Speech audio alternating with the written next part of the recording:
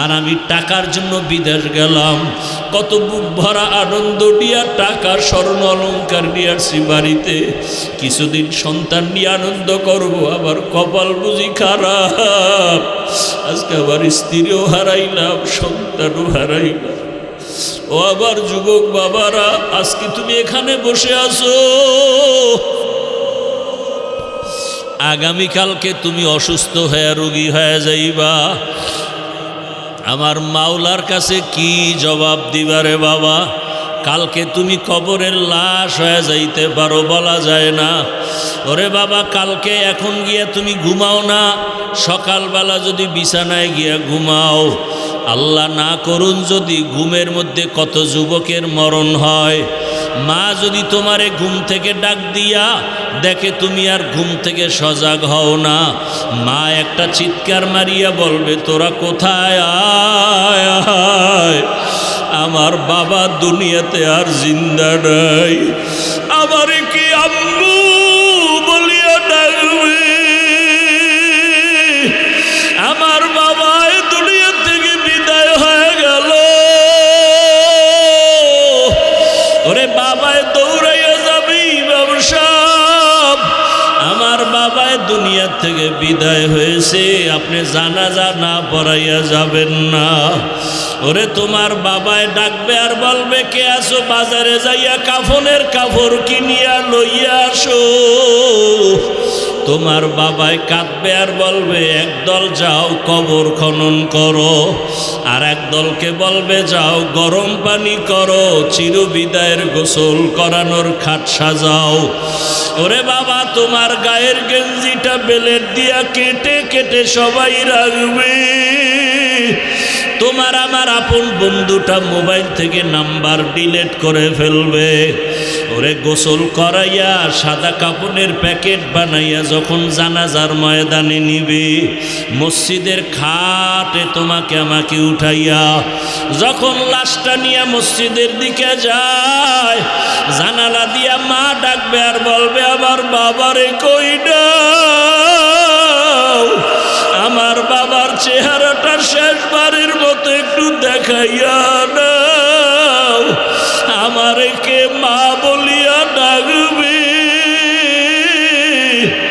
ও যুবক বাবা, চোখের সামনে কত লাশ, পানির নিচে যুবকের লাশ, গাড়ির নিচে যুবকের লাশ, ঘুমের বিছানায় যুবকের লাশ। ওই মরণের কথা স্মরণ করিয়া তওবা করো।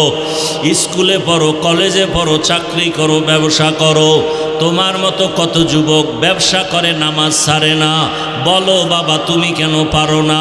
তোমার মতো কত যুবক স্কুল কলেজে পড়ে নামাজ ছাড়ে না, বলো তুমি কেন পারো না? তোমার মতো কত যুবক দেখো র্যাব, আর্মি, পুলিশ, বিডিআরের চাকরি করে, নামাজ পড়ে, তুমি কেন পারো না?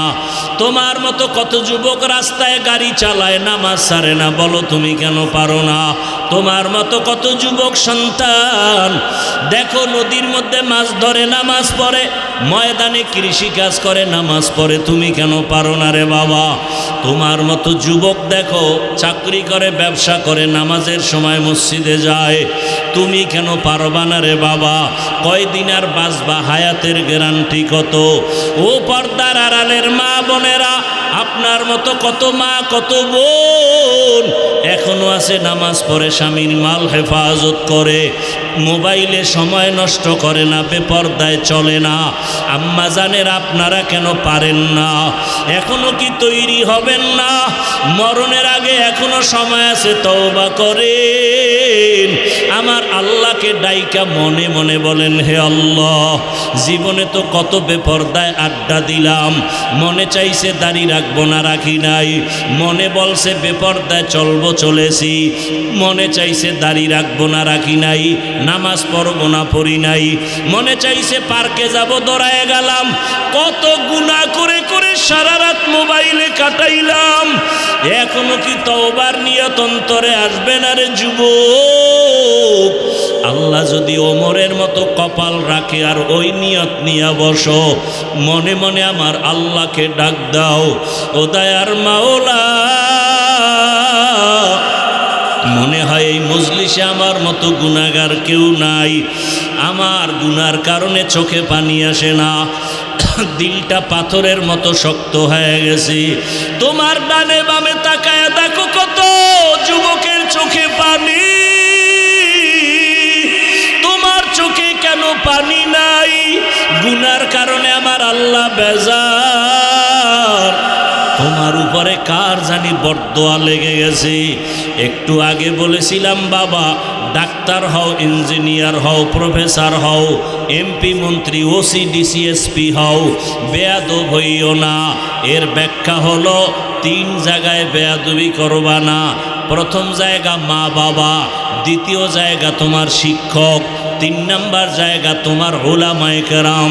মা বাবার সাথে যদি বেয়াদবি করো আর মা বাবার অন্তরে কষ্ট যায়, আল্লাহর কসম মরার আগেই তোর জীবনটা পঙ্গু হয়ে যাবে। শিক্ষকেরা যদি কষ্ট দিয়া বরদোয়া নাও, তোর লেখাপড়ার জীবনটা ধ্বংস হয়ে যাবে। উলামায়ে কেরামের সাথে বেয়াদবি করে যদি বরদোয়া নিয়ে যাও, তোর চরিত্র জীবনে ভালো আর আশা করা যায় না। এখনো সময় আছে, আল্লাহকে বলতে থাকো, আল্লাহ মা বাবার সাথে বেয়াদবি করব না, শিক্ষকের সাথে বেয়াদবি করব না। উলামায়ে কেরামের দোয়া পরামর্শ নিয়া নবীজির আদর্শ মতো জীবন চালাবো। ও আল্লাহর বান্দারা, জানি না এই ময়দানে কত যুবক মায়ের সাথে খারাপ আচরণ করছো, মা গোপনে কান্না করেছে। আজকে যদি বাসায় যাও, যাইয়া মায়ের থেকে গোপনে ক্ষমা চাইয়া দিও। ওরে বাবার সাথে যদি বেয়াদবি করো, গোপনে ক্ষমা চাইও। বাসায় গিয়া মাকে যদি বলো, মা আজকে ওয়াজের প্যান্ডেলে দেখলাম কত যুবকের চোখে পানি, আমার চোখে পানি নাই বুঝি গুনার কারণে আল্লাহ বেজার। তুমি মায়েরে কত গালি দিয়েছি, মাঝে মাঝে বাজে কথা বলছি, মা তুমি বড় কষ্ট পাইছো। আমি ওয়াদা করে আসছি ওয়াজের ময়দানে আর বেয়াদবি করব না। মা তুমি আমার মাথায় হাত দিয়া দোয়া করিয়া দাও। এই কথা যদি বলতে পারো বাবা, দেখবা সাথে সাথে মায়ের চোখেও পানি চলে আসবে। মা ডাক দিয়া বলবে, বাবা আয় আয়। মাথায় হাত দিয়া দোয়া করি আর বলবে, আরশে আজিমের মালিক, আমার কলিজার সন্তানটারে তুমি কবুল করিয়া নাও। ওই মা বাবার দোয়া কবুল হয়ে যাবে, তোমার কপাল খুলিয়া যাবে। ও আমার যুবক বাবারা, পায়ে হাত দিলে কি আর নামাজ ছাড়বা না? বলো, তোমাদের পাও ধরলে কি বলবা আর নামাজ ছাড়বা না? তোমাদের পায়ে হাত রাখলে কি বলবা আর দাড়ি কাটবা না? ওরে যতই চালাকি করো, আমার নবীর আদর্শ ছাড়া নাজাতের পথ নাই। যতই চালাকি করো, আমার আল্লাহকে বেজার করলে নাজাতের পথ নাই। আল্লাহর আদালতে দাঁড়াইয়া হিসাব দেওয়ার ভয় নিয়া চোখের পানি ছেড়ে তওবা করো। মরিয়া গেল আর নামাজ ছাড়বা না, বেপরদায় চলবা না, মা বাবার সাথে বেয়াদবি করবা না, ওলামায়ে কেরাম শিক্ষকের দোয়া নিয়ে নবীর তরিকা মেনে চলবা। ও পর্দার আড়ালের মা বোনেরা, আল্লাহর কাছে খাঁটি অন্তরে তওবা করেন, আর নামাজ ছাড়বেন না, বেপরদায় চলবেন না, স্বামীর মাল খেয়ানত করবেন না, সন্তানটাকে আদর্শ সন্তান বানাবেন। ডাক্তার হইয়াও যেন বেয়াদবিমূলক আচরণ না করে, ইঞ্জিনিয়ার হলেও যেন আদর্শবান হয়, আচরণে যেন কেউ কষ্ট না পায়, প্রফেসর বানালেও যেন আদো বলা হয়, তার আচরণে যেন কেউ কষ্ট না পায়। তওবা করার মতো যদি অন্তর কারো তৈরি হয়, মুনাফিকি যদি অন্তরে না থাকে, খাঁটি তওবার নিয়ত যাদের আছে, দুটো হাত আমার আল্লাহকে দেখাইয়া দাও। আয় আল্লাহ, হাতগুলো কবুল করে নেন, তওবা কবুল করে নেন, তওবার উপরে মজবুত হইয়া চলার মতো তৌফিক দান করেন, আমিন। আলহামদুলিল্লাহি রাব্বিল আলামিন, ওয়াসসালাতু ওয়াসসালামু আলা সাইয়্যিদিল আমবিয়া ওয়াল মুরসালিন ওয়া আলা আলিহি ওয়া আসহাবিহি আজমাইন। ইয়া আরহামার রাহিমিন, ইয়া আরহামার রাহিমিন, ইয়া আরহামার রাহিমিন। রব্বিরহামহুমা কামা রব্বায়ানি সগীরা। আল্লাহুম্মা ইন্নাকা আফুউন কারীম তুহিব্বুল আফওয়া ফা'ফু আন্না। আল্লাহুম্মা ইন্না নাসআলুকা রিযাকা ওয়াল জান্নাহ ওয়া নাউযু বিকা মিন সাখাতিকা ওয়ান নার। আল্লাহুম্মা ইন্না নাউযু বিকা মিনাল বারাসি ওয়াল জুনুনি ওয়াল জুযামি ওয়া সাইয়্যিল আসকাম। আল্লাহুম্মা আরহামনি বিতারকিল মাআসি। আল্লাহুম্মা আরহামনি বিতারকিল মাআসি। আল্লাহুম্মা আরহামনি বিতারকিল মাআসি।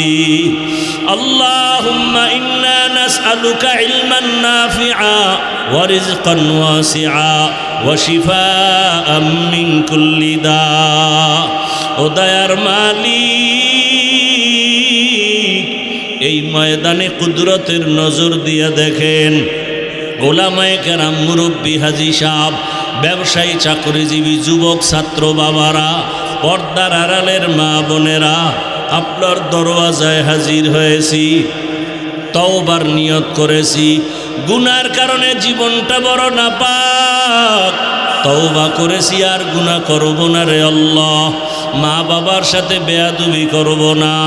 শিক্ষক ওলামায়ে কেরামের দোয়া নিয়ে নবীর আদর্শ মেনে চলবো। আয় আল্লাহ, নামাজ ছাড়বো না, দাড়ি কাটবো না, বেপরদায় চলবো না। মেহেরবানি করে আমাদের তওবা কবুল করে নেন, আমাদের গুনাহগুলো মাফ করে দেন। আয় আল্লাহ, মাহফিল কবুল করে নেন। মা বোনদের আবেদা পর্দাওয়ালা বানায় দেন, সন্তানগুলো নেককার বানায় দেন। আমার কলিজার যুবকদের 5 ওয়াক্ত নামাজি, কোরআন পড়নেওয়ালা বানায় দেন, দ্বীনের খাদেম বানায় দেন। মোবাইলের গুনাহ থেকে হেফাজত করেন আল্লাহ। সারা দুনিয়াবাসীকে মাফ করে দেন। दुर्फशानी ने तेरे कतरों को दरिया कर दिया, दिल को रोशन कर दिया, आँखों को बीना कर दिया। दिल को रोशन कर दिया, आँखों को बीना कर दिया। हकीकत खुल जाएगी बवक़्ते इम्तिहान तेरे,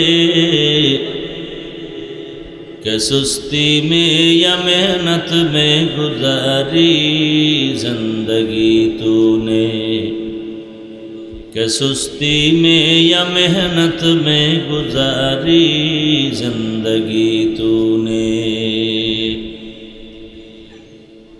मोहम्मद ने आकर कुफर को मिटाया,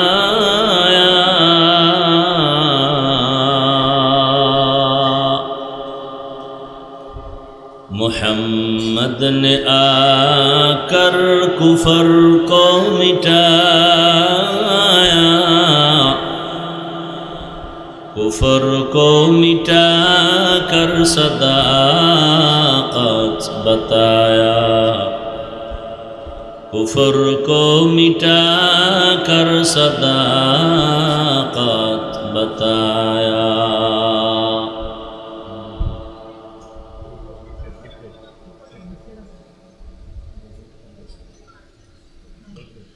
মাহিনী মাদ্রাসা কর্তৃক আয়োজিত আজকের এই মাহফিল উপস্থিত মুহতারাম সম্মানিত সভাপতি, প্রধান অতিথি, বিশেষ অতিথি বৃন্দ, হযরত উলামায়ে কেরাম, আল্লাহ পাকের দরবারে শুকর যে আল্লাহ আমাদেরকে সুস্থ রেখেছেন, আলহামদুলিল্লাহ।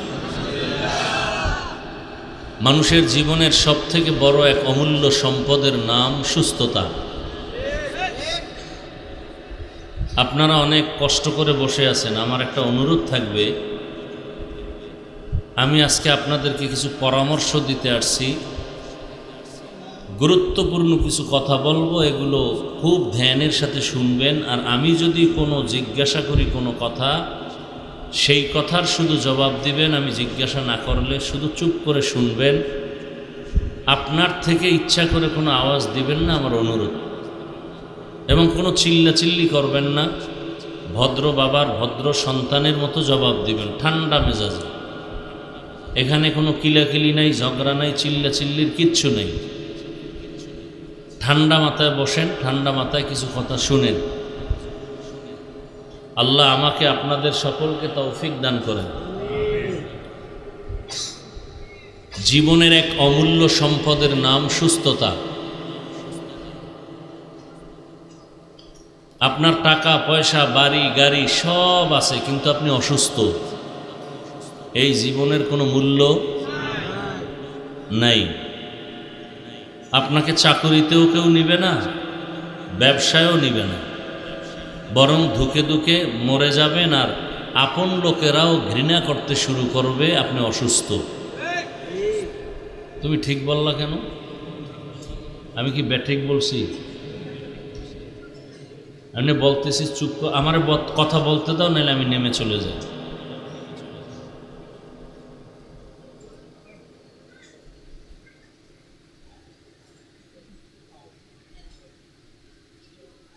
এই সুস্থতা এত দামি এক সম্পদ।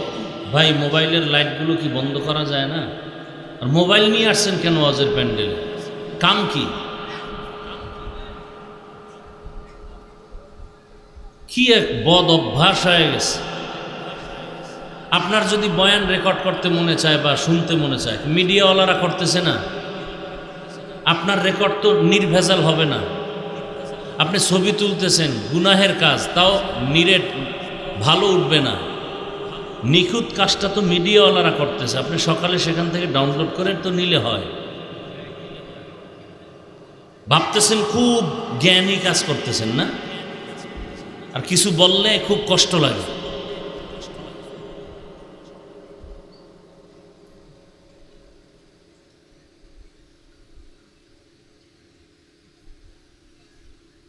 আমি যে কথাটা বললাম আপনাদের বিবেকে ধরছে যে জীবনের বড় একটা মূল্যবান সম্পদ কি, এটা আপনাদের বিবেক কি সমর্থন করে? আল্লাহর কাছে দোয়া করি, আমার আমিন কবুল হবে না, বাকি এখানে আমিন কবুল হওয়ার মতো বহু আল্লাহর বান্দা প্যান্ডেলে আছেন। আল্লাহ আমাদের সুস্থতাকে দায়েমান কবুল করেন। একটা লোকের একটা চক্ষু ব্যথা করে, তাকে জিজ্ঞাসা করেন, পুরো দুনিয়াটা অন্ধকার হয়ে যায়, হালকা মাথা ব্যথা শুরু হয়ে গেছে, দুনিয়ার সব কাজ বন্ধ, পেটে ব্যথা, সব অশান্তি। আর সুস্থতা কত দামি এক সম্পদ, এবং আল্লাহ কত দয়াময়। মানুষের এই সুস্থতাকে ধরে রাখার জন্য আল্লাহ পাক এক মহা ঔষধ দিছেন ফ্রি। কেমন ঔষধ? পৃথিবীর শুরু থেকে বা মানুষ সৃষ্টির শুরু থেকে আজ পর্যন্ত এর সমমানের ঔষধ কোনো বিজ্ঞানী, চিকিৎসা বিজ্ঞানী বা ডাক্তার, কবিরাজ আবিষ্কার করতে পারে নাই, কিয়ামত পর্যন্ত আবিষ্কার করতে পারবেও না। এত দামি একটা ঔষধ কে দিছেন? কত টাকার বিনিময়? কি কত টাকা? ফ্রি। ওই ঔষধের নাম আল্লাহর জাতের কসম। আমি কথা বলি খুব হালকা পাতলা, কিন্তু খুব কঠিনভাবে বলি। আল্লাহর কসম, এই ঔষধের মতো পৃথিবীতে এখনো কোনো ঔষধ নাই আমাকে সুস্থ রাখার। কিয়ামত পর্যন্তই তোমাকে বলছি না, এই তুমি ইকো দিবা না, কথা রিপিট আসে কেন? কিয়ামত পর্যন্ত ঔষধ কেউ আবিষ্কার করতে আর পারবে না। এই ঔষধ দিছেন দয়া করে আমার আল্লাহ ফ্রি। এই ঔষধের নাম রাতের ঘুম। ঔষধের নাম কি? দিনের ঘুম না রাতের ঘুম? রাতে 1 ঘন্টা ঘুমাবেন, দিনে 10 ঘন্টা এসে বরকত পাবেন। আর পুরা আন্তর্জাতিক চক্রান্ত মানুষের সুস্থতার জিন্দেগিকে জবাই করার জন্য, রাতের ঘুম নষ্ট করার জন্য প্রত্যেকের হাতে একটা অদৃশ্য মরণাস্ত্র দিয়ে দিছে। সবার হাতে মরণাস্ত্র, অদৃশ্য মরণাস্ত্র। কি নাম? মোবাইল। আমার কথাগুলো বুঝেন, আমি পায়ে হাত রেখে বলছি। প্রত্যেকটা ঘরে রুমে রুমে জেনা চলে সারা রাত। চোখের জেনা, কানের জেনা, হাতের জেনা, অন্তরের জেনা, জবানের জেনা। মোবাইলের মাধ্যমে মা মোবাইল চালায়, বাবা মোবাইল চালায়, ভাই মোবাইল চালায়, আর এক রুমে বোন মোবাইল চালায়, সারা ঘরে সারা রাত মোবাইলের দ্বারা শুধু জেনা চলে, জেনা। উচিত ছিল রাতে আল্লাহর গজব আসা, রাহমাতুল্লিল আলামিনের উম্মত হওয়ার বরকতে গজব আসে নাই। আল্লাহ মোবাইলের গুনাহ থেকে আমাদেরকে হেফাজত করেন। এখন অনেক শিক্ষিতরা বসে বসে চিন্তা করবে এত কঠিন কথা, আমার কথা একটাও বিশ্বাসের আপনার দরকার নাই। আপনি বাসায় গিয়া গুগলে সার্চ দেন।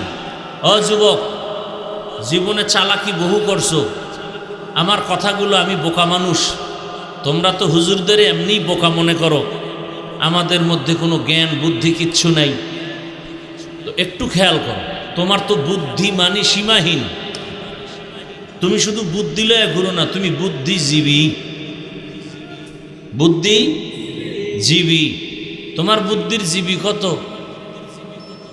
1 জিবি না 2 জিবি না 4 জিবি? একজনে কয় তা জানি না, বাকি জিবি যা আছে মাঝে মাঝে হ্যাং হয়, আর জিবি হ্যাং হয়ে গেলে তখন হুজুরগো গালি দেই। এরকম বেয়াদব আছে না নাই? যারা ওলামায়ে কেরামের গালি দেয় তারা নিকৃষ্টতম বেয়াদব।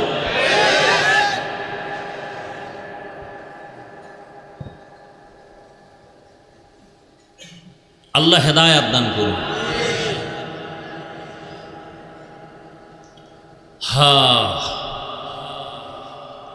তো এই মোবাইল গুগলে সার্চ দিবা, টাচ মোবাইল দেখলে শরীরের অঙ্গ প্রত্যঙ্গের কি কি ক্ষতি হয়, চিকিৎসা বিজ্ঞানীরা সব ডিটেলস ওখানে দিয়ে রাখছে। আমরা বুঝতেছি না। কিডনি দুর্বল, হার্ট দুর্বল, ব্রেন দুর্বল, লেখাপড়া তো ধ্বংস। এই মোবাইলের কারণে সন্তান মায়ের সাথে বেয়াদবি, বাবার সাথে বেয়াদবি, ছাত্র শিক্ষকের সাথে বেয়াদবি, পেছনেই কাজ করে মোবাইল। স্বামী স্ত্রীর মাঝে ঝগড়ার প্রাচীর এই মোবাইল। এজন্য বেশি বেশি আমি দোয়া করি, আপনারা করবেন কিনা জানার দরকার নাই, বলে গেলাম। আল্লাহ মোবাইলের গুনাহ থেকে আমাদেরকে হেফাজত করেন।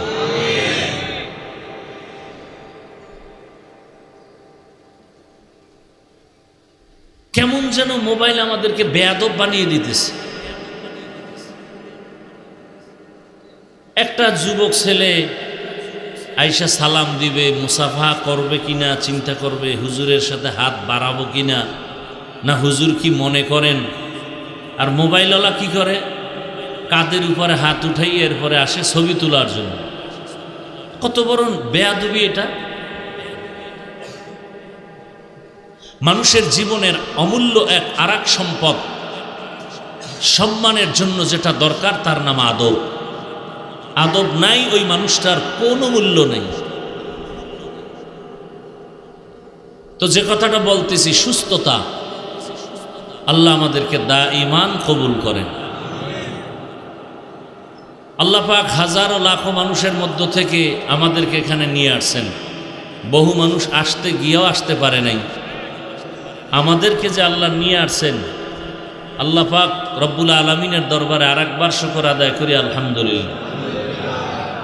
এই কাপড়ের উপরে কি ত্রেপাল আছে?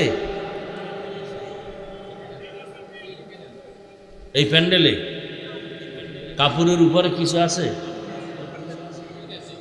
তা এটা দেওয়ার দরকার কি ছিল? শুধু শুধু এই টাকাগুলো খরচ করলো কেন? যদি দিতই, ত্রেপাল দিত, যে বৃষ্টি তুফান হলো এখানে বসে বয়ান শুনতে পারবে, তা তো আর হলো না। বরং মানুষগুলো যা একটু বাতাস পাইতো তাও বন্ধ এই কাপড়ের কারণে, আরো গরম লাগতেছে। চালাক না মানুষ। কমিটির মধ্যে যদি 10 জন কয় যে না হইলে ভালো, একজনে তেরা আছে, 2-1 তেরা থাকবেই। আর এই তেরা মানুষের মধ্যে যদি নোয়া খাইলে 2-1টা থায়, আর বরিশাইলে তো আর লাগে না কেউ। হে কইব না না না না, কোটি টাকা যাক, এইগুলি না দিলে কি আর ওয়াজের প্যান্ডেলের মতো মনে হয়? বাজান 13 জনে ওনার সাথে আর ঝগড়া করে দরকার, সে মাহফিলই হবে না। না ঠিক আছে দাও। ওই যে গ্রামে একটা কথা আছে না, ওইটা আর কইলাম না। আল্লাহ হেফাজত করেন। আমগো এখন মরণ গরমে, আপনাদেরও কষ্ট আমাদেরও কষ্ট। যাক, আপনাদেরকে আমি ততক্ষণ বয়ান শোনাবো যতক্ষণ আপনারা ধৈর্যের সাথে শুনবেন ইনশাআল্লাহ। উঠা বসা করবেন যে এরকম অকৃতজ্ঞ এবং নিষ্কর্মা মানুষ কিছু আছে, এই যে কথা বলতেছি ভাল লাগে না, কিছুক্ষণ পর করবে না মজা লাগে না উডি, তো নিজেও ক্ষতিগ্রস্ত হলো, অন্যেরও ক্ষতি করলো। জানি না আপনার কপাল এমন কিনা। আসলে বিষয়টা কি জানেন, এখানে আসতে কপাল লাগে, এখানে বসতেও কি লাগে, কপাল লাগে। দেখেন না, রহমতের নবী যাকে এক নজর দেখলে জাহান্নামের আগুন হারাম, রহমতের নবী যাকে এক নজর দেখলে পেটের ক্ষুধা থাকে না, সেই রসুলকে এক নজর না 13 বছর দেখলো, বয়ান শুনলো, কালেমা পড়ে নাই। বলেন তো এত বড় তাজা বেঈমানের নাম কি? এর নাম কফাল। এর নাম কি? কফাল। নবীজিরে দেখলো, বয়ান শুনলো, কি পড়লো না? কালেমা। আর অন্যদিকে 27 বছরের যুবক রসুলকে জবাই করার জন্য তরবারি নিয়ে দৌড়ায়, নবীজিকে দেখা মাত্র তরবারি ফালায় কালেমা পড়ে ফেলল। কয় বছরের যুবক? নাম কি? এর নাম কি? কফাল। এর নাম কফাল। 13 বছর বয়ান শুনছে, কালেমা নেই, আর জবাই করতে গিয়ে রসুলকে কালেমাওয়ালা হয়ে গেছে। বাড়ির থেকে অনেকে মাহিনী মাদ্রাসা নাম করা ওয়াজ হবে বাৎসরিক আসছে ঠিক, কপাল খারাপ, প্যান্ডেলে ঢুকতে পারে নাই। এরা কোথায়? ওই দোকানপাট আছে কিছু, বেলুনের দোকান, মাছের দোকান, ওখানে গেলে মহিলা যুবতী সব আছে, খাওন আছে, চোখের শীতলতা আছে, মানে ওরা ঘুরে আর তাজা তাজা কবিরা গুনাহ করে। এর নাম কি? কফাল। আর একদল এখানে বসছে, কিন্তু ওই যে মোবাইল সামনে রাইখা কলবের দরজা বন্ধ করে দিছে। এর বয়ান সব মোবাইলে ঢুকে, কলবে ঢুকে না। কফাল। যুবকরা মানো আর না মানো, কথাগুলো লেখা রাখিস।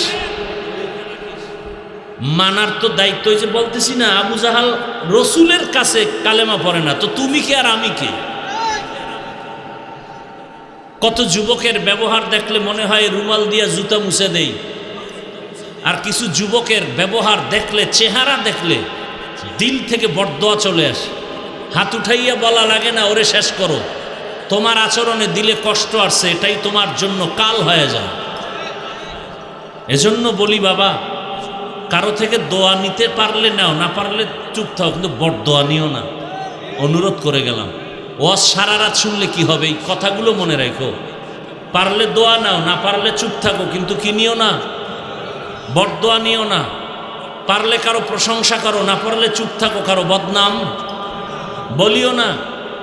পারলে কারো উপকার করো, না পারলে চুপ থাকো, কারো ক্ষতি। অনুরোধ। জীবনে ওয়াজ যাই শুনো, এটি আসল ওয়াজ, এটি আসল কথা। পারলে দোয়া নাও, না পারলে দরকার নাই, বরদোয়া নিও না।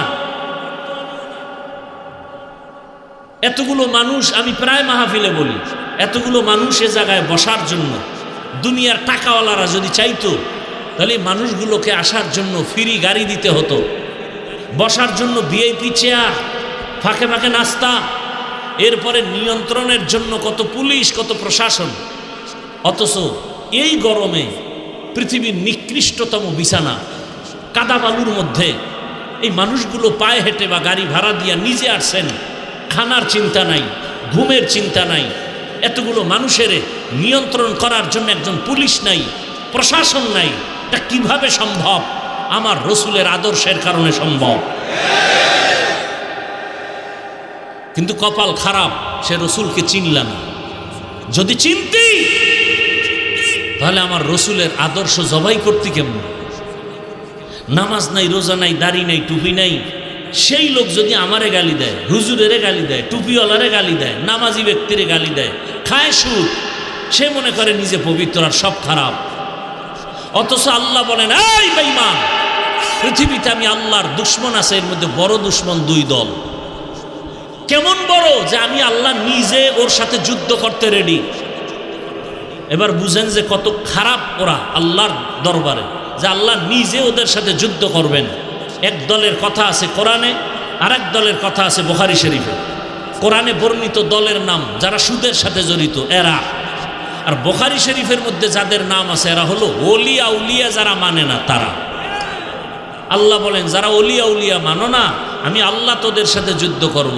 এজন্যই তো সারা দেশে আমি চিৎকার করে বলি, এ জমিনে যারা ওলি মানে না, আউলিয়া মানে না, ওরা কোরআন মানে না, বুখারী শরীফ মানে না, ওরা ভণ্ড। ওদের যারা ভণ্ড বলে না তারাও ভণ্ড। আমার কথার কাউন্টার দেওয়ার কলিজা থাকলে আসো। আল্লাহর কসম, যারা ওলিয়া উলিয়া মানে না, এরা কোরআন মানে না, হাদিস মানে না, বুখারী শরীফ মানে না, এরা ভণ্ড, বাতিল। এদের যারা বাতিল ভণ্ড বলবে না, স্বীকার করবে না, তারাও বাতিল। আল্লাহ আমাকে হেদায়াত দান করুন, আল্লাহ আপনাদেরকে হেদায়াত দান করুন। রসুলের উপরে হাজারো লাখ কোটি দরুদ ও সালাম একবার পড়ি, সাল্লাল্লাহু আলাইহি ওয়া আলিহি ওয়াসাল্লাম। কি ওয়া আলিহি? সাল্লাল্লাহু আলাইহি ওয়া আলিহি ওয়াসাল্লাম পড়েন, সাল্লাল্লাহু আলাইহি ওয়া আলিহি ওয়াসাল্লাম।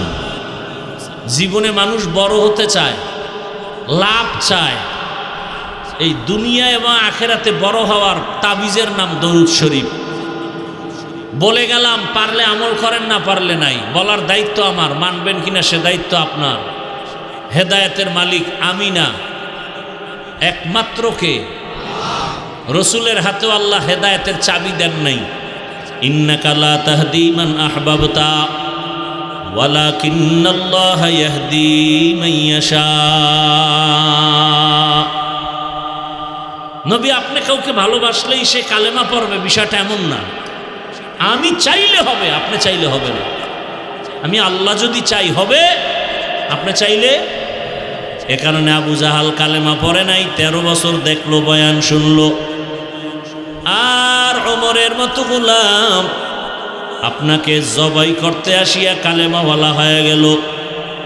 ওমরের আল্লাহ এমন পাওয়ার দান করেছেন, যেই ওমরের নামটা এখনো শুনলে সবার শরীরটা কেমন যেন একটা গরম ভাব, ভয় ভয় ভাব।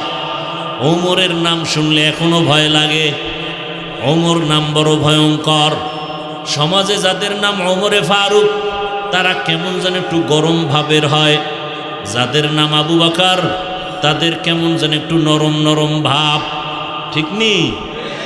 এমনকি কেউ যদি ঘুমের সময় ডান হাতের শাহাদাত আঙ্গুল দিয়া ঘুমের সময় বুকের মধ্যে ওমরের নাম লেখে, আইন মিম র, তার ঘুমের মধ্যে কখনো স্বপ্ন দোষ হবে না। মোবাইলে আকাম করলে আর 1000 বার ওমরের নাম লেখলে কি হইব? Diarrhoea ছুটবো, diarrhoea. আল্লাহ হেদায়াত দান করুন। ওলামায়ে কেরাম আপনাদের সামনে কোরআন সুন্নাহ ভিত্তিক আলোচনা করেছেন, আপনারা ধৈর্যের সাথে শুনেছেন। আল্লাহ ওলামায়ে কেরামদের কথাগুলো সহি তরিকায় আমাদের আমল করার তৌফিক দান করেন। ওলামায়ে কেরামের ইজ্জতকে আল্লাহ বেশি বেশি বাড়ায় দেন। যারা লেখার মাধ্যমে, বলার মাধ্যমে, মিডিয়ার মাধ্যমে ওলামায়ে কেরামকে ছোট করার ষড়যন্ত্র করে, আল্লাহ ওদের হেদায়াত দান করেন। আল্লাহ ওদের হেদায়াত দান করেন। আল্লাহ ওদের হেদায়াত দান করেন। হেদায়াত না থাকলে আল্লাহ ওদেরকে ধ্বংস করে দেন। এ কথা কেন বললাম? কিয়ামত পর্যন্ত আর রসুল কালেমার দাওয়াত দিতে আসবেন না। নাকি আপনাদের এই এলাকায় আসবেন? সাহাবায়ে কেরাম আসবেন, আইম্মায়ে কেরাম আসবেন, বড় বড় আউলিয়ায়ে কেরাম যারা চলে গেছেন আসবেন। কিয়ামত পর্যন্ত এই জাতিকে দুনিয়ার মুক্তির পথ দেখাবে, শান্তির পথ দেখাবে, জান্নাতের পথ দেখাবে একমাত্র উলামায়ে আহলে হক। কারা দেখাবেন? উলামায়ে কেরাম বলবেন না, কি বলবেন? উলামায়ে। কারণ উলামাদের মধ্যে আর একটা বাহিনী আছে, রসুল বলছেন এরা আহলে বাতিল। এরা কি আহলে বাতিল। ব্যবহার করবে আলেম, সার্টিফিকেট দেখাবে, কিন্তু বাতিল। খুব কঠিন হালাত। এজন্য আবু হুরায়রা রাদিয়াল্লাহু তাআলা আনহু থেকে একটি সহিহ হাদিস, কিয়ামতের দিন সবার আগে 3 ব্যক্তি জাহান্নামে যাবে। সবার আগে কয়জন? এর মধ্যে একজন আলেম, আর একজন শহীদ গলা কাটা, আর একজন টাকা পয়সা দান করনেওয়ালা দানবী। কোন শহীদ, কোন আলেম, কোন দানবী, ব্যাখ্যা সাপেক্ষ। আল্লাহ আমাদের বুঝার আমল করার তৌফিক দান করেন। এজন্য দোয়া করলাম আল্লাহ উলামায়ে কেরামের ইজ্জতকে বাড়ায় দেন। বর্তমান দুনিয়াতে উলামায়ে কেরামকে কুলুষিত করার এক আন্তর্জাতিক ষড়যন্ত্র চলতেছে। কেন? আমি হাফিজুর রহমানকে যদি আপনার অন্তরে ঘৃণা লাগে, তখন আপনি আর আমার বয়ান শুনবেন না, আমার পেছনে আপনি নামাজ আদায় করবেন না। এইভাবে যদি আলেমদের প্রতি ঘৃণা এসে যায়, তাহলে ইসলাম বন্ধ করো, বয়ান বন্ধ করো বলতে হবে না। মানুষ ঘৃণার কারণে আসবে না, বয়ানও চলবে না। এজন্য আলেমদের প্রতি ঘৃণা জমানোর জন্য একটা চক্রান্ত চলতেছে। এই দোষ, সেই দোষ। এই যে দেখেন না, ওয়াজের প্যান্ডেলে অনেক নেতারা বক্তব্য দেয়, এই বলে কি হুজুরের ওয়াজ শুনলে হবে না, আমল করতে হবে। তখন আপনারা যদি আবার দাঁড়ায় বলতেন, স্যার আপনি যে হুজুরের বয়ান আমল করতে বললেন, আপনার দাড়ি কই? আপনি আজকে ফজর পড়ছেননি? চরম শিক্ষা পাওয়া যেত যে না, আগে আমার আমল করা লাগবে। যাক, আপনারা বলেন না, ভালো কথা। হেদায়েতের মালিক বলতেছি তো আল্লাহ, কাউকে হেদায়েত না দিলে আর কি করা। মসজিদের মধ্যে দাঁড়ায় ভোট চাইতে পারবো, ইমাম সাহেব রাজনীতি করলেই চাকরি নরবর। হ্যাঁ, মসজিদে কোনো রাজনীতি চলবে না। তা মসজিদে ভোট চায় কেন? নাকি আপনাদের এদিকে নাই? ওয়াজের স্টেজে বয়ান চলবে, কবর হাসর মিজান পুলসিরাতের রাজনীতি চলবে না। রাজনীতির নেতাদের নাম থাকে কেন? বক্তব্য হয় কেন? আর ওলামায়ে কেরাম যদি রাজনীতি করে, পৃথিবীর শ্রেষ্ঠ পবিত্র রাজনীতি তারা করবেন, বাকিরা করে নোংরা নাপাক রাজনীতি।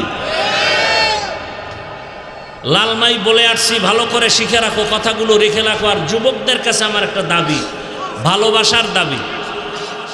একটা পেস্টুন বানাইতে কয় টাকা লাগে? 3 ফিট বাই 2 ফিটের একটা পেস্টুন বানাইতে কয় টাকা লাগে? 200-250। আমার অনুরোধ, আজকে কয়েকটা কথা বলে যাব, এগুলো এই পেস্টুন বানায় বানায় বাজারের মোড়ে মোড়ে লাগাও।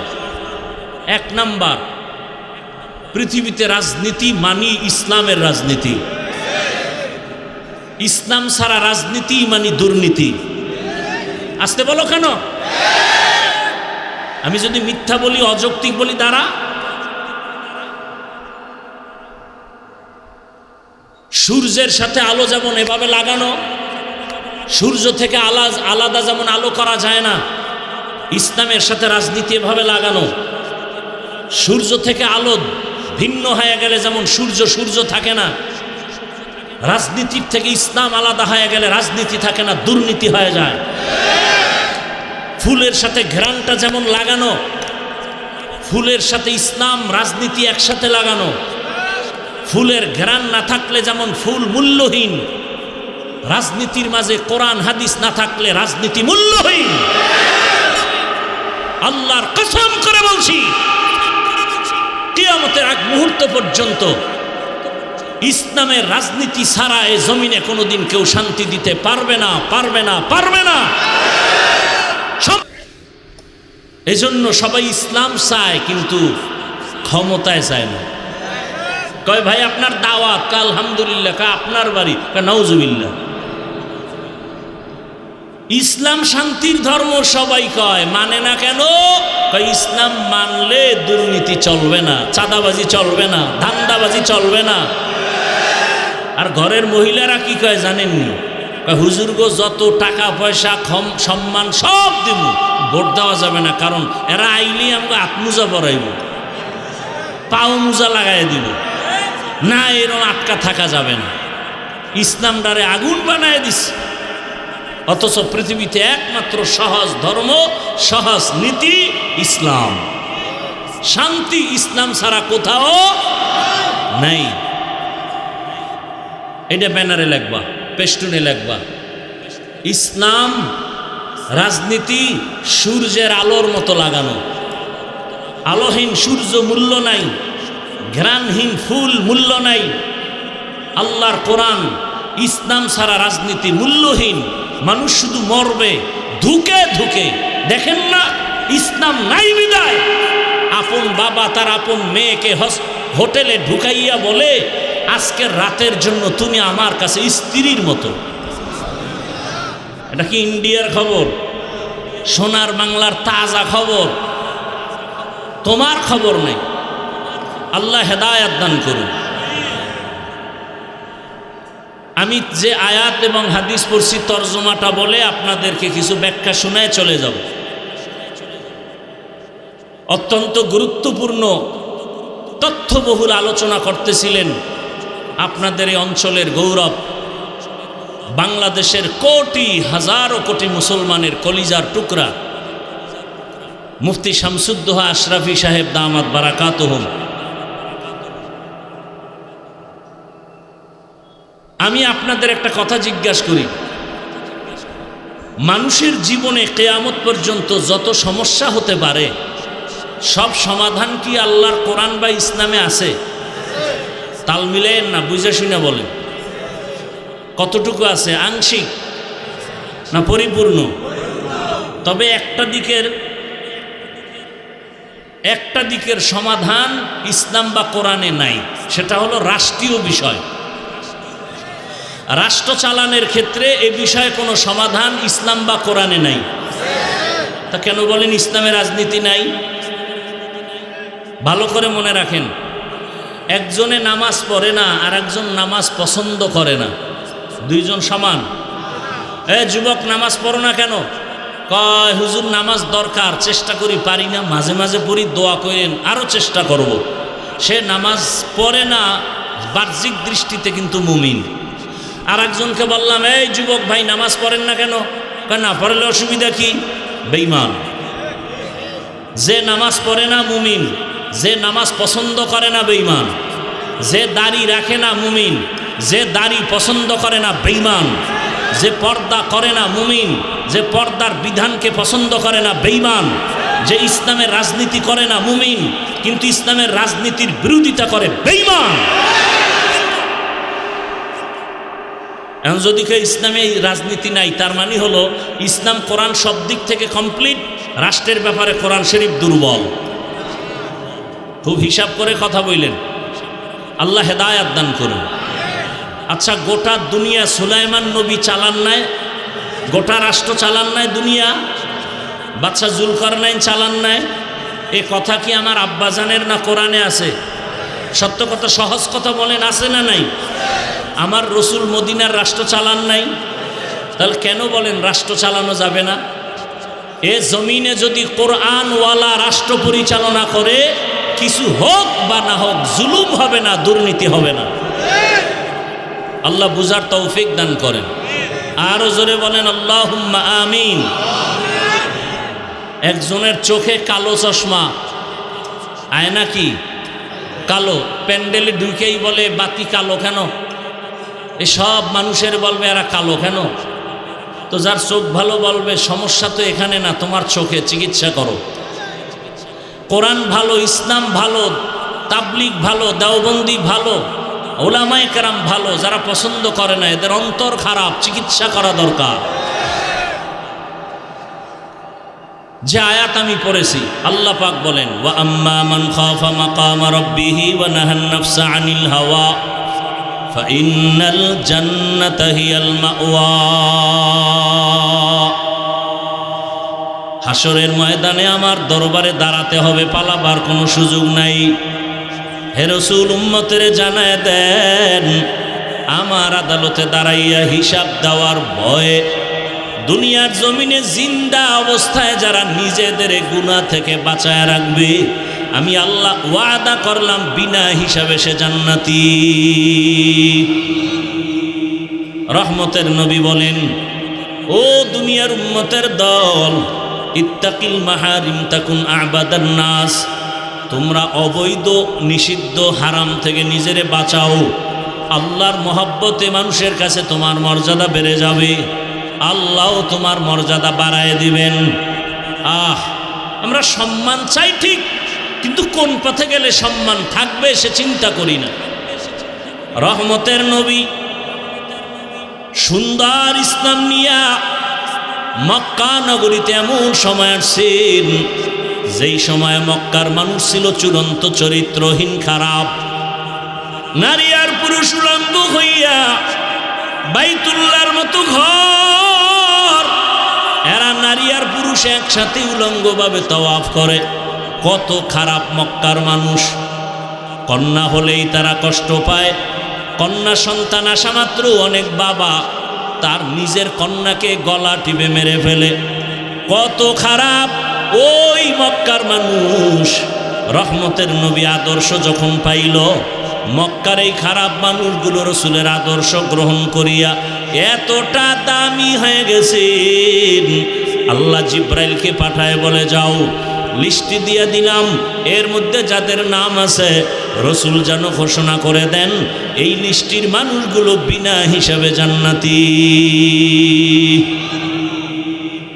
রসুলের আদর্শ শুরুতেই বলছিলাম, এত মানুষ এভাবে বসে আছে কেমনে সম্ভব? দুনিয়ার টাকায় সম্ভব না, বাহাদুরিতে সম্ভব না, ১৫০০ বছর আগের রসুলের আদর্শের কারণে সম্ভব। খানারও চিন্তা নাই, ঘুমেরও চিন্তা নাই, আল্লাহর মোহাব্বতে আপনারা বসছেন। আল্লাহর কাছে দোয়া করি, আল্লাহ হেদায়েতের দৌলত আমাদের দান করেন। ওলামায়ে কেরামের বিরোধিতা করবেন। এই যুবক বাবারা, আমি কিন্তু কাউকে হুজুর বানাইতে আসি নাই, কোনো ভয় নাই যে হাফিজ ভাই আজকে বুঝি হুজুর বানানোর তওবা করবে না, আমি একবারও বলবো না।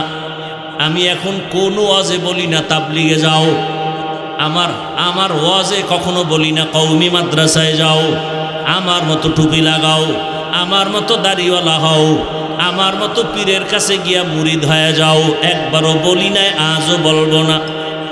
বরং আমি বলবো, রে যুবক, স্কুলে পড়ো, কলেজে পড়ো, চাকরি করো, ব্যবসা করো, ওই চাকরি ব্যবসা ছাড়িও না, স্কুল ছাড়িও না, কলেজ ছাড়িও না। ডাক্তার হও, দোয়া করে গেলাম, ইঞ্জিনিয়ার হও, প্রফেসর হও, দোয়া করে যাব আজকে ইনশাআল্লাহ, দিল থেকে বলছি কথাগুলো। ডাক্তার হও, প্রফেসর হও, ইঞ্জিনিয়ার হও, এসপি হও, ওসি হও, ডিসি হও, এমপি হও, মন্ত্রী হও, তবে একটা দাবি করে যাব শেষ বেলায়, বেয়াদব হইও না। ডাক্তার হইও, কি হইও না? ডাক্তার হইয়া যদি বেয়াদব হও তো তাসনিমার মতো জুতা খাইয়া দেশ ছাড়তে হবে। তাসনিমা নাসরিন MBBS ডাক্তার, লাঙ্গল কোটের না, মোটামুটি নামি, দামি তো নাই। নামি আর দামি ব্যবধান আছে না নাই? নামি ডাক্তার, কিন্তু আজকে কপাল এত খারাপ যে মরলে লাশটাও এদেশে আর আসার সম্ভাবনা নাই। কেমন চান কপাল! আল্লাহ হেদায়াত দান করুন। যুবক, ডাক্তার হইও, বেয়াদব হইও না। ইঞ্জিনিয়ার হও, বেয়াদব হইও না। প্রফেসর হও, বেয়াদব হইও না। এমপি মন্ত্রী হও, ওসি ডিসি এসপি হও, বেয়াদব হইও না। প্রশ্ন তোমার অন্তরে, বেয়াদব হব না কথার ব্যাখ্যা কি? সুযোগ থাকলে একটু পরে বলতেছি।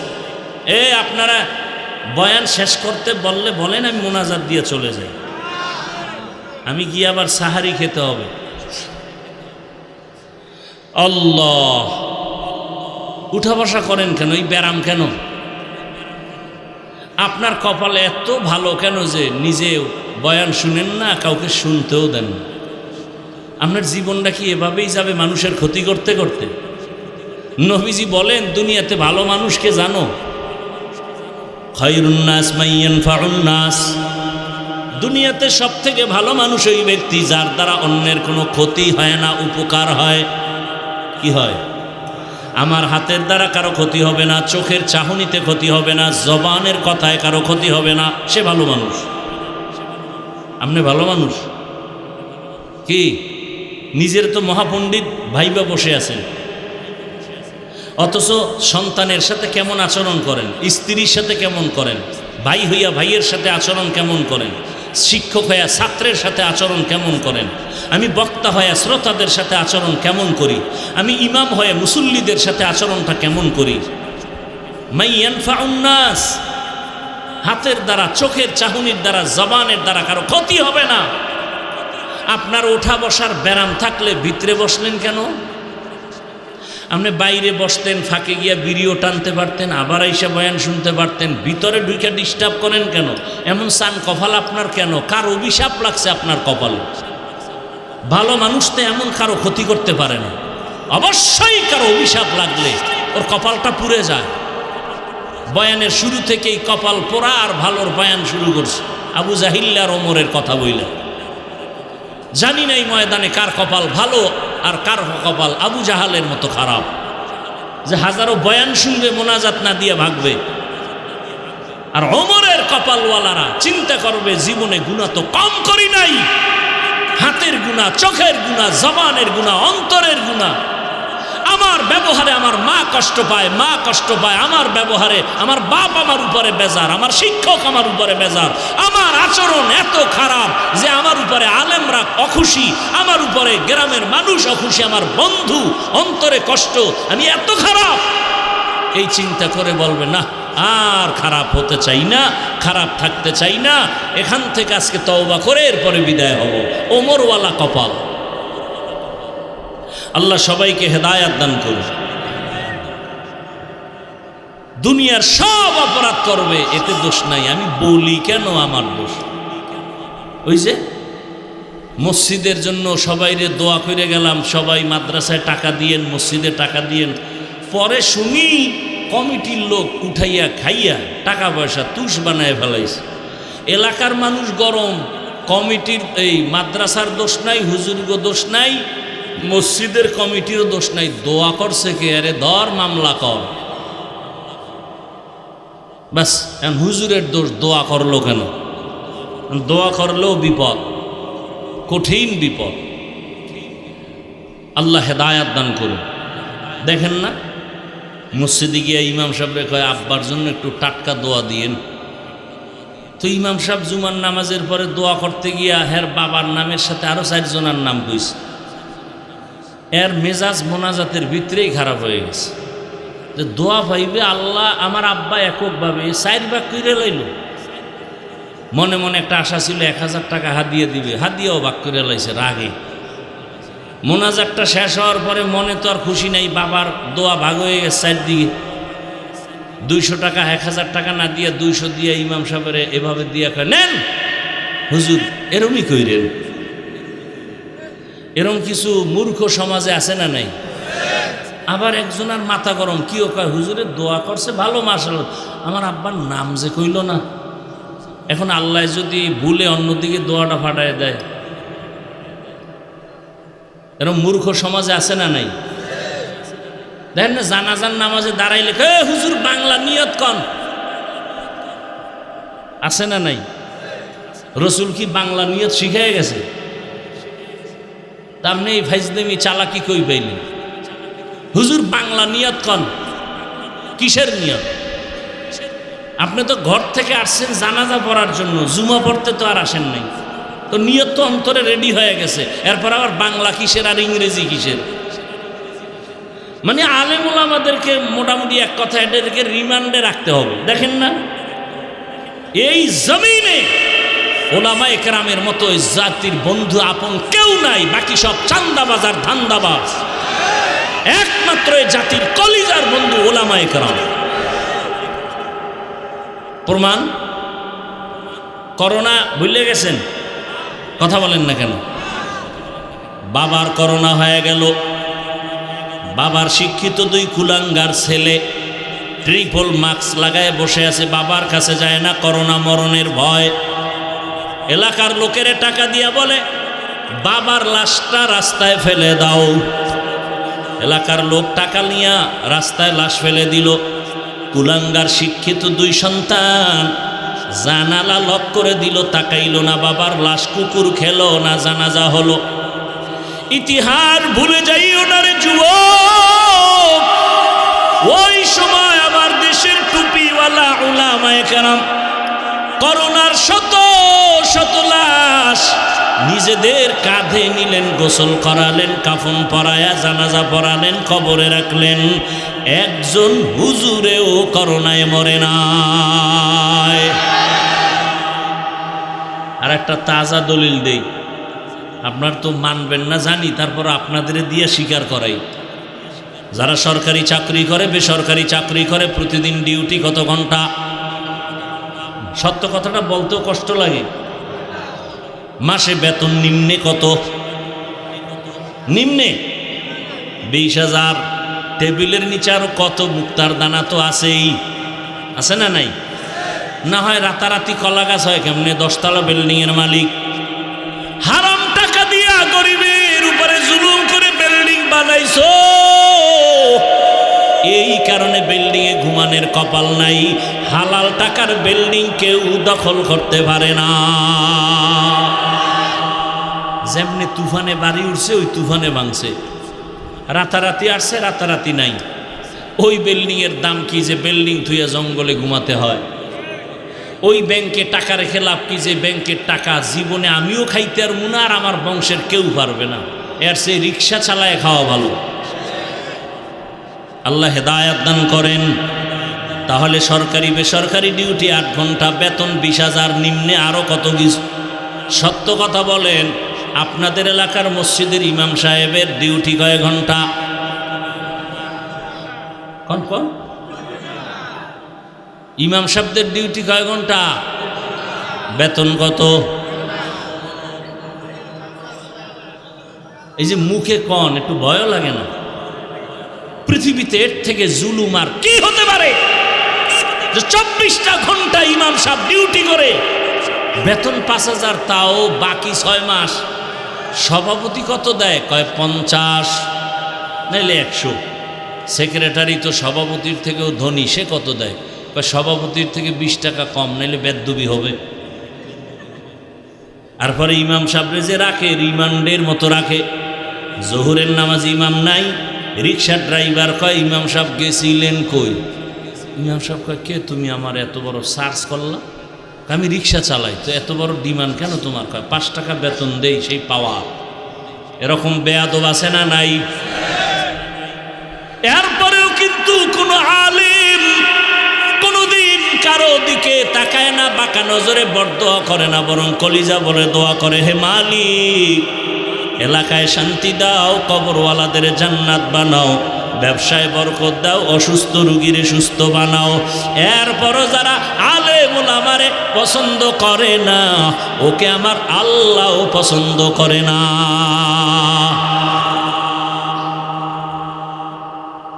যাদের কাছে এখনো রসুলের আদর্শ আছে, সে যে লাইনের হোক, এখনো সম্মানে আছে।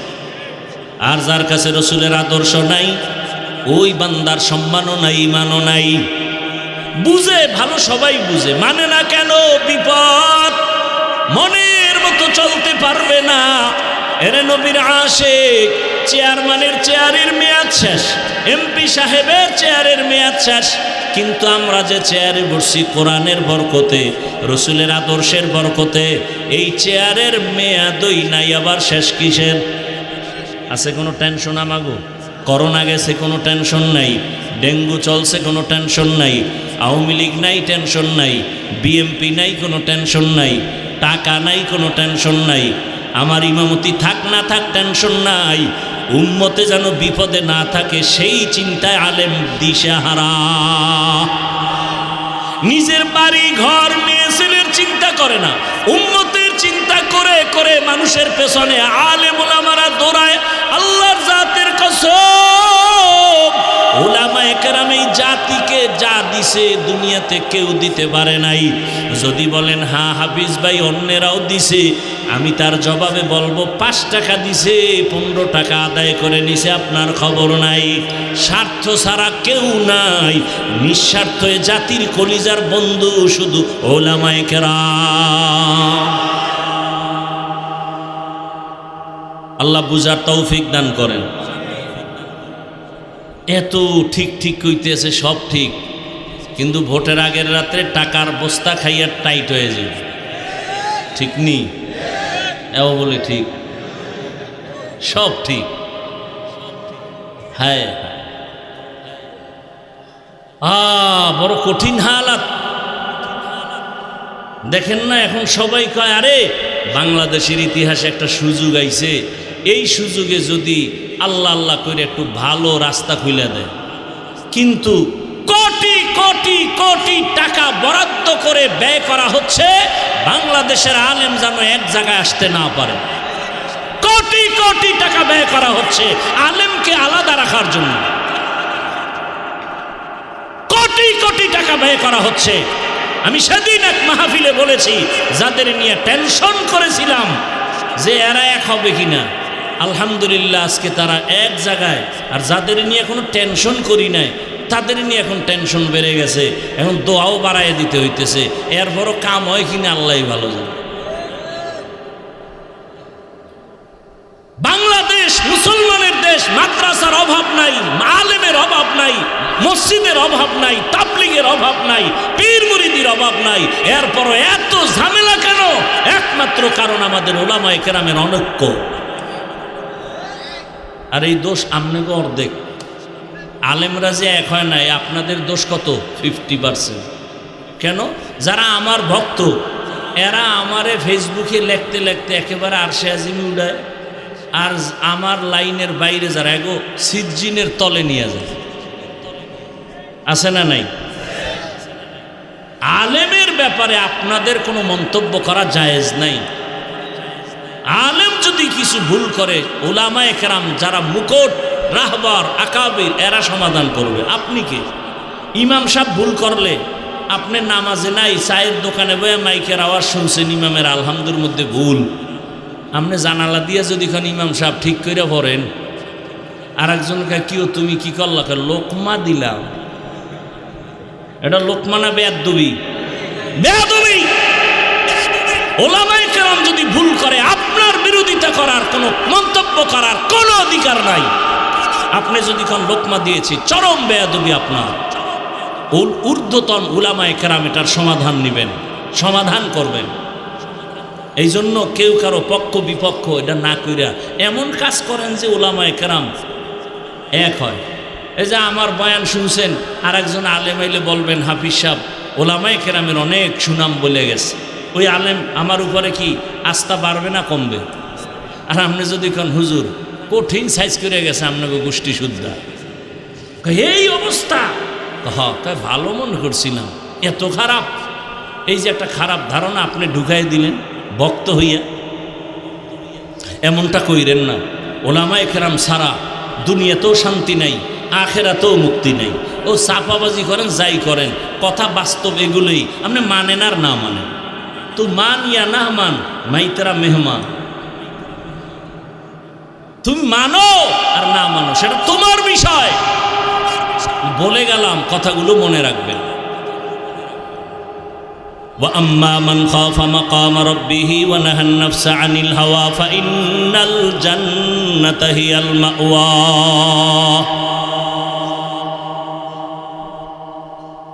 আখিরাতের ময়দানে আল্লাহর আদালতে দাঁড়াইয়া অন্তরে ভয় ঢুকাইয়া গুনাহ ছাড়ো।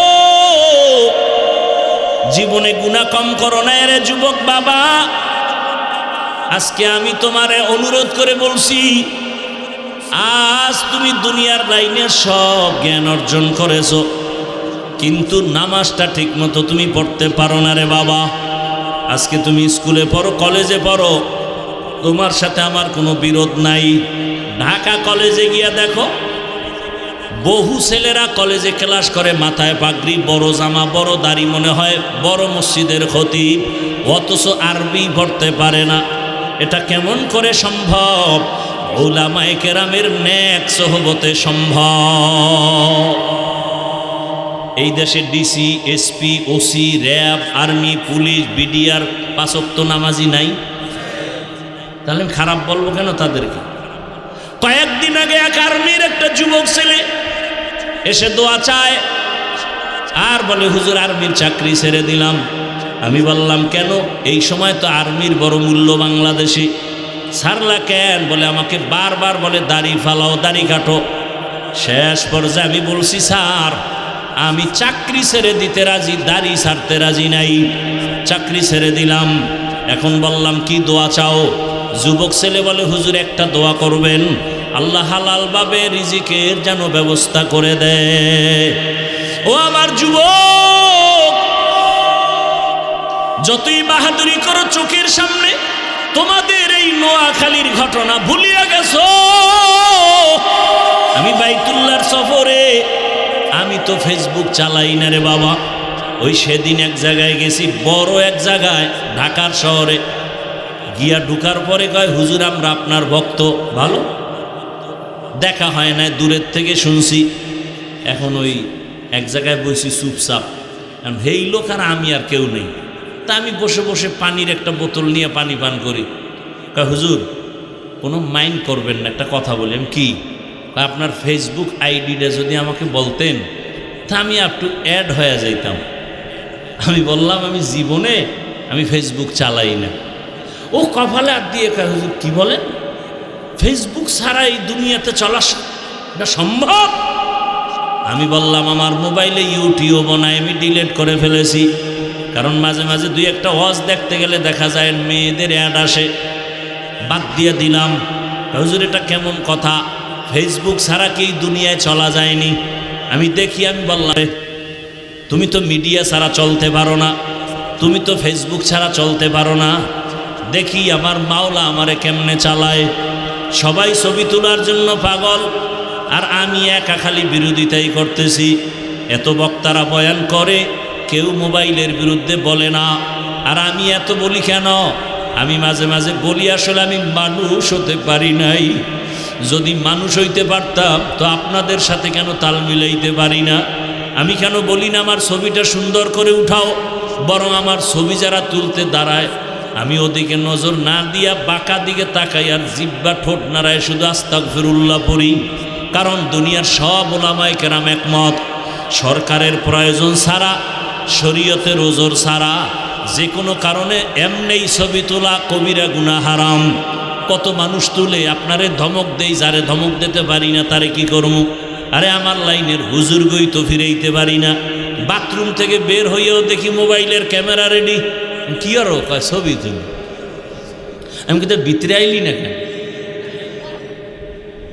বাথরুমটা বাইর হইছি, হ্যাঁ নো মোবাইল নিয়ে খাড়াই রয়েছি ছবি তোলার জন্য। আল্লাহ আমাকে হেদায়াত দান করেন। আসলে আমি মানুষ হইতে পারি নাই। এই বক্তা হওয়া অনেক সহজ, পীর হওয়া সহজ, ডাক্তার হওয়া সহজ, ইঞ্জিনিয়ার হওয়া সহজ, মুফতি মুহাদ্দিস হওয়া সহজ, মানুষ হওয়া বড় কঠিন। আসলে মানুষ হতে পারি নাই। আরে আপনারা জানেন আমি কত বড় হুজুর, কত ভালো বক্তা, অথচ আমি চোখ দুইটা বন্ধ করে দেখি আমার জবান আমার গুনার কারণে নাপাক। আমার জবানে কত গীবত, কত মিথ্যা, কত গালি। আমার হাত গুনার কারণে নাপাক। আমার আচরণে আমার স্ত্রী কষ্টে আছে, আমার আচরণ সন্তান সন্তুষ্ট না, আমার আচরণে আমার ভাই সন্তুষ্ট না, আমার ব্যবহারে আমার মা সন্তুষ্ট না, আমার ব্যবহারে আমার বাবা সন্তুষ্ট না, আমার ব্যবহারে আমার মুসল্লি সন্তুষ্ট না, আমার ব্যবহারে আমার ছাত্ররা সন্তুষ্ট না। তাহলে আমি আসলে মানুষই হতে পারি নাই। আমি বড় কঠিন হালাতে পড়ে আছি। ও আমার যুবক বাবা, একটু আগেও বলছিলাম কিছু কিছু যুবকের চেহারা দেখলে, ব্যবহার দেখলে মনে চায় আবার রুমাল দিয়া পাও দুইটা মোছাইয়া দেই, সালাম দিয়া কথা বলে, নজরটা উঁচু করে না, নত হয়ে কথা বলে, এতটা নরম মনে হয় ও আমার থেকে অনেক দামি হয়ে গেছে। কারণ ওর মধ্যে আল্লাহর ভয়, আল্লাহর আদালতে দাঁড়ানোর ভয়। এলাকায় একজন বড় আল্লাহওয়ালা আসছেন, হঠাৎ এলাকার মানুষ, ওই যে আগে জৈনপুরের হুজুরের আসতো, আর আপনাদের পার্শ্বের নোয়াখালী মুন্সি বলতো, আমার আব্বা দাদায় বলতো, আরে আমরা দিন পাইছি কিছু কিছু, কোরআন শিখছি, আউজুবিল্লাহ শিখছি নোয়াখালী মুন্সির কাছে। সারা দেশে ঘুরে ঘুরে নোয়াখালী মুন্সিরা যাইতো। এই যে লাকসাম, লাঙ্গলকোট, পুরা এই অঞ্চলটা নোয়াখালী কেমন যেন দেশের বাঘা বাঘা ওলামায়ে কেরামের খনি। এরে আল্লাহর বান্দারা, আমরা তাদের মোহাব্বত, এরে নবীর উম্মতের দল, এদের মাধ্যমে দিন শিখলাম। এই কয়েকদিন আগে দেখো নাই, বিদেশ থেকে টাকার বস্তা নিয়ে আসছি, গাড়ির মধ্যে সন্তান, গাড়ির মধ্যে স্ত্রী, বাড়ি পর্যন্ত মাওলায় নেয় নাই। পানির মধ্যে পড়িয়া গাড়িও শেষ, স্ত্রীও মারা গেল, নিজের হাতে সন্তান মারা গেল। ওই বেচারা চোখের পানি ছেড়ে কাঁদতে তোমরা সবাই মিডিয়ায় দেখছো যে আমি জীবনটা কাটাইলাম। কত মানুষ বিয়া করিয়া বউ নিয়া সংসার কাটায়, খাইয়া না খাইয়া বাড়ি থাকে, আর আমি টাকার জন্য বিদেশ গেলাম। কত বুক ভরা আনন্দ নিয়া টাকার স্বর্ণ অলঙ্কার নিয়ে আসছি বাড়িতে, কিছুদিন সন্তান নিয়ে আনন্দ করব, আবার কপাল বুঝি খারাপ, আজকে আবার স্ত্রীও হারাইলাম, সন্তানও হারাইলাম। ও আবার যুবক বাবারা, আজকে তুমি এখানে বসে আছো, আগামীকালকে তুমি অসুস্থ হয়ে রোগী হয়ে যাইবা। আমার মাওলার কাছে কি জবাব দিবারে বাবা? কালকে তুমি কবরের লাশ হয়ে যাইতে পারো, বলা যায় না। ওরে বাবা, কালকে এখন গিয়া তুমি ঘুমাও না, সকালবেলা যদি বিছানায় গিয়া ঘুমাও, আল্লাহ না করুন যদি ঘুমের মধ্যে কত যুবকের মরণ হয়। মা যদি তোমারে ঘুম থেকে ডাক দিয়া দেখে তুমি আর ঘুম থেকে সজাগ হও না, মা একটা চিৎকার মারিয়া বলবে, তোরা কোথায়? আয় আয়, আমার বাবা দুনিয়াতে আর জিন্দা নাই, আমারে কি আম্মু বলিয়া ডাকবে? আমার বাবা এই দুনিয়া থেকে বিদায় হয়ে গেল। ওরে বাবায় দৌড়াইয়া যাবি ব্যবসা, আমার বাবায় দুনিয়া থেকে বিদায় হয়েছে, আপনি জানাজা না পড়াইয়া যাবেন না। ওরে তোমার বাবায় ডাকবে আর বলবে, কে আসো? বাজারে যাইয়া কাফনের কাপড় কিনিয়া লইয়া আসো। তোমার বাবায় কাঁদবে আর বলবে, একদল যাও কবর খনন করো, আর একদলকে বলবে যাও গরম পানি করো, চিরবিদায়ের গোসল করানোর খাট সাজাও। ওরে বাবা, তোমার গায়ের গেঞ্জিটা বেলেট দিয়া কেটে কেটে সবাই রাখবে। তোমার আমার আপন বন্ধুটা মোবাইল থেকে নাম্বার ডিলিট করে ফেলবে। ওরে গোসল করাইয়া সাদা কাপড়ের প্যাকেট বানাইয়া যখন জানাজার ময়দানে নিবে, মসজিদের খাটে তোমাকে আমাকে উঠাইয়া যখন লাশটা নিয়ে মসজিদের দিকে যায়, জানালা দিয়া মা ডাকবে আর বলবে, আমার বাবারে কই দাও, আমার বাবার চেহারাটা শেষবারের মতো একটু দেখাইয়া দাও, আমারে কে মা বলিয়া ডাকবে। ও যুবক বাবা, চোখের সামনে কত লাশ, পানির নিচে যুবকের লাশ, গাড়ির নিচে যুবকের লাশ, ঘুমের বিছানায় যুবকের লাশ। ওই মরণের কথা স্মরণ করিয়া তওবা করো।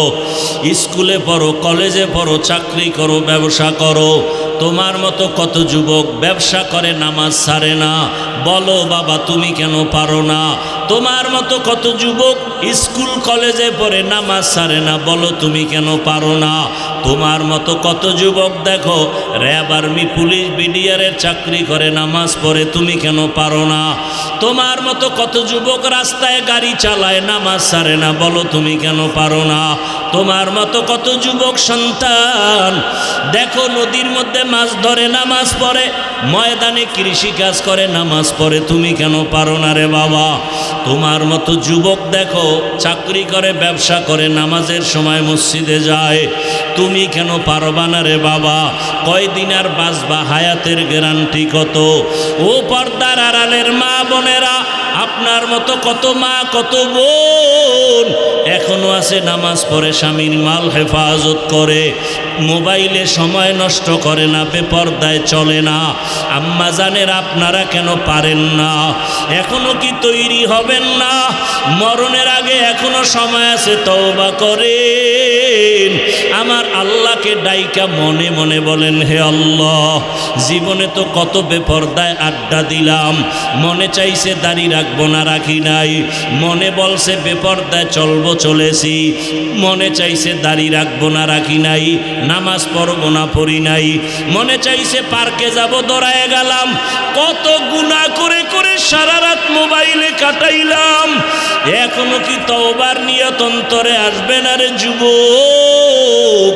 আল্লাহ যদি ওমরের মতো কপাল রাখে আর ওই নিয়ত নিয়ে বসো, মনে মনে আমার আল্লাহকে ডাক দাও, ও দয়ার মাওলা, মনে হয় এই মজলিসে আমার মতো গুনাহগার কেউ নাই, আমার গুনার কারণে চোখে পানি আসে না, দিলটা পাথরের মতো শক্ত হয়ে গেছে। তোমার ডানে বামে তাকায় দেখো কত যুবকের চোখে পানি, তোমার চোখে কেন পানি নাই? গুনার কারণে আমার আল্লাহ বেজার। তোমার উপরে কার জানি বরদোয়া লেগে গেছে। একটু আগে বলেছিলাম বাবা, ডাক্তার হও, ইঞ্জিনিয়ার হও, প্রফেসর হও, এমপি মন্ত্রী, ওসি ডিসি এসপি হও, বেয়াদব হইও না। এর ব্যাখ্যা হলো 3 জায়গায় বেয়াদবি করবা না। প্রথম জায়গা মা বাবা, দ্বিতীয় জায়গা তোমার শিক্ষক, 3 নাম্বার জায়গা তোমার উলামায়ে কেরাম। মা বাবার সাথে যদি বেয়াদবি করো আর মা বাবার অন্তরে কষ্ট যায়, আল্লাহর কসম মরার আগেই তোর জীবনটা পঙ্গু হয়ে যাবে। শিক্ষকেরা যদি কষ্ট দিয়া বরদোয়া নাও, তোর লেখাপড়ার জীবনটা ধ্বংস হয়ে যাবে। উলামায়ে কেরামের সাথে বেয়াদবি করে যদি বরদোয়া নিয়ে যাও, তোর চরিত্র জীবনে ভালো আর আশা করা যায় না। এখনো সময় আছে, আল্লাহকে বলতে থাকো, আল্লাহ মা বাবার সাথে বেয়াদবি করব না, শিক্ষকের সাথে বেয়াদবি করব না, উলামায়ে কেরামের দোয়া পরামর্শ নিয়া নবীজির আদর্শ মতো জীবন চালাবো। ও আল্লাহর বান্দারা, জানি না এই ময়দানে কত যুবক মায়ের সাথে খারাপ আচরণ করছো, মা গোপনে কান্না করেছে। আজকে যদি বাসায় যাও, যাইয়া মায়ের থেকে গোপনে ক্ষমা চাইয়া নিও। ওরে বাবার সাথে যদি বেয়াদবি করো, গোপনে ক্ষমা চাইও। বাসায় গিয়া মাকে যদি বলো, মা আজকে ওয়াজের প্যান্ডেলে দেখলাম কত যুবকের চোখে পানি,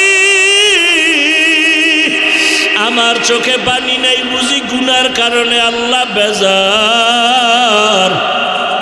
তুমি মায়েরে কত গালি দিয়েছি, মাঝে মাঝে বাজে কথা বলছি, মা তুমি বড় কষ্ট পাইছো, আমি ওয়াদা করে আসছি ওয়াজের ময়দানে আর বেয়াদবি করব না। মা তুমি আমার মাথায় হাত দিয়া দোয়া করিয়া দাও। এই কথা যদি বলতে পারো বাবা, দেখবা সাথে সাথে মায়ের চোখেও পানি চলে আসবে। মা ডাক দিয়া বলবে, বাবা আয় আয়, মাথায় হাত দিয়া দোয়া করি আর বলবে, আরশে আজিমের মালিক, আমার কলিজার সন্তানটারে তুমি কবুল করিয়া নাও। ওই মা বাবার দোয়া কবুল হয়ে যাবে, তোমার কপাল খুলিয়া যাবে। ও আমার যুবক বাবারা, পায়ে হাত দিলে কি আর নামাজ ছাড়বা না বলো? তোমাদের পাও ধরলে কি বলবা আর নামাজ ছাড়বা না? তোমাদের পায়ে হাত রাখলে কি বলবা আর দাড়ি কাটবা না? ওরে যতই চালাকি করো, আমার নবীর আদর্শ ছাড়া নাজাতের পথ নাই। যতই চালাকি করো আমার আল্লাহকে বেজার করলে নাজাতের পথ নাই। আল্লাহর আদালতে দাঁড়াইয়া হিসাব দেওয়ার ভয় নিয়া চোখের পানি ছেড়ে তওবা করো। মরিয়া গেল আর নামাজ ছাড়বা না, বেপরদায় চলবা না, মা বাবার সাথে বেয়াদবি করবা না, ওলামায়ে কেরাম শিক্ষকের দোয়া নিয়ে নবীর তরিকা মেনে চলবা। ও পর্দার আড়ালের মা বোনেরা, আল্লাহর কাছে খাঁটি অন্তরে তওবা করেন, আর নামাজ ছাড়বেন না, বেপরদায় চলবেন না, স্বামীর মাল খেয়ানত করবেন না, সন্তানটাকে আদর্শ সন্তান বানাবেন। ডাক্তার হইয়াও যেন বেয়াদবিমূলক আচরণ না করে, ইঞ্জিনিয়ার হলেও যেন আদর্শবান হয়, আচরণে যেন কেউ কষ্ট না পায়, প্রফেসর বানালেও যেন আদো বলা হয়, তার আচরণে যেন কেউ কষ্ট না পায়। তওবা করার মতো যদি অন্তর কারো তৈরি হয়, মুনাফিকি যদি অন্তরে না থাকে, খাঁটি তওবার নিয়ত যাদের আছে, দুটো হাত আমার আল্লাহকে দেখাইয়া দাও। আয় আল্লাহ, হাতগুলো কবুল করে নেন, তওবা কবুল করে নেন, তওবার উপরে মজবুত হইয়া চলার মতো তৌফিক দান করেন, আমিন।